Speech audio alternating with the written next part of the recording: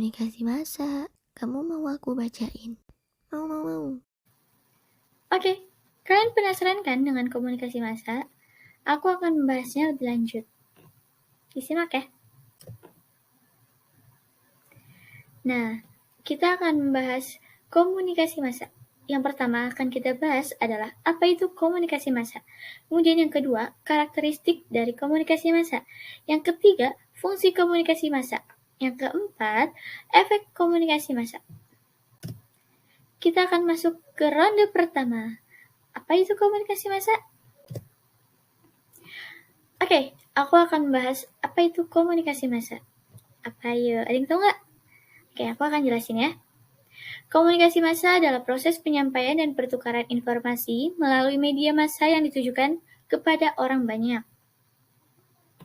Little John berpendapat bahwa komunikasi tidak dapat dipisahkan oleh satu orang pun dari media komunikasi dan proses komunikasi massa. Karena menurut Little John, hanya media komunikasi yang mampu menghubungkan sumber dengan para khalayak, baik sebagai seorang individu maupun sebagai lembaga dalam masyarakat. Nah, kita akan masuk ke ronde kedua. Kita akan membahas karakteristik komunikasi massa. Karakteristik komunikasi massa itu ada 8. Apa aja? Pertama, komunikasi, lembaga, dan terencana. Yang kedua, pesan yang disampaikan bersifat umum. Yang ketiga, komunikasi bersifat heterogen dan anonim. Yang keempat, bersifat serempak. Yang kelima, mengutamakan isi daripada hubungan. Yang keenam, pesan yang disampaikan bersifat satu arah. Yang ketujuh, stimulasi alat indera yang terbatas. Yang ke-8, umpan balik yang tertunda. Nah, aku akan membahas yang pertama dulu ya. Yang pertama, dari karakteristik komunikasi massa yaitu komunikasi terlembaga dan terencana.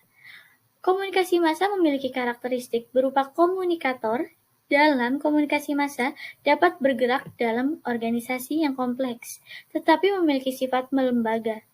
Lembaga dari penyampaian pesan komunikasi massa tersebut menyampaikan pesan melalui beragam media massa, seperti surat kabar, internet, radio, televisi, dan buku. Yang kedua dari karakteristik komunikasi massa yaitu pesan yang disampaikan bersifat umum. Komunikasi massa menyampaikan pesan yang umum dan ditujukan kepada khalayak umum secara luas.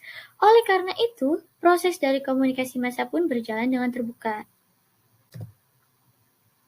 Yang ketiga dari karakteristik komunikasi massa yaitu komunikan bersifat heterogen dan anonim. Kenapa komunikan bersifat heterogen dan anonim? Karena komunikasi massa menyampaikan pesan dari komunikator dengan cara umum kepada seluruh masyarakat atau khalayak umum dengan kondisi masyarakat yang variatif dan tidak mengenal satu sama lainnya. Yang keempat dari karakteristik komunikasi massa yaitu bersifat serempak. Kenapa demikian? Karena komunikasi massa disampaikan kepada banyak orang, khalayak umum dengan jumlah individu yang sangat banyak dan komunikan dalam jarak jauh. Yang kelima dari karakteristik komunikasi massa yaitu mengutamakan isi daripada hubungan. Dalam komunikasi massa, isi dari informasi tersebut lebih dipentingkan dibanding dengan hubungan antara komunikator dengan komunikan. Yang keenam dari karakteristik komunikasi massa yaitu pesan yang disampaikan bersifat satu arah. Komunikasi massa tersebut terjadi antara komunikan dan komunikator secara langsung. Akan tetapi, komunikator maupun komunikan tidak saling bertemu satu sama yang lain dan tidak dapat merespon pesan yang disampaikan secara langsung. Nah, yang ketujuh, stimulasi alat indera yang terbatas. Stimulasi panca indera kita akan terbatas saat mengakses komunikasi massa karena komunikasi massa dapat disampaikan melalui media massa, bukan kontak secara langsung. Nah, yang kedelapan, umpan balik yang tertunda. Umpan balik yang tertunda disebabkan oleh karakteristik komunikasi massa, yaitu bersifat satu arah. Maksudnya, komunikan tidak dapat langsung memberikan respon kepada komunikator, sehingga perlu proses agar mendapatkan respon. Oke, aku akan menjelaskan fungsi komunikasi massa dari Harold Laswell dan Charles Wright. Yang pertama, surveillance berfungsi untuk pengumpulan dan penyebaran informasi mengenai kejadian-kejadian dalam lingkungan, baik di luar maupun di dalam. Yang kedua, correlation berfungsi untuk interpretasi dan analisis informasi tentang lingkungan. Yang ketiga, socialization berfungsi untuk mengomunikasikan informasi nilai dan norma sosial dari satu generasi ke generasi lain, atau dari anggota masyarakat kepada pendatang baru, atau disebut juga dengan fungsi pendidikan. Yang keempat, entertainment menunjukkan pada kegiatan komunikatif yang dimaksudkan untuk memberi hiburan tanpa mengharapkan efek tertentu. Dapat disimpulkan bahwa komunikasi massa memang untuk memberikan informasi kepada khalayak umum. Setelah mendapat informasi, khalayak pun akan merasakan efek dari komunikasi. Nah, apa aja sih efek komunikasi massa?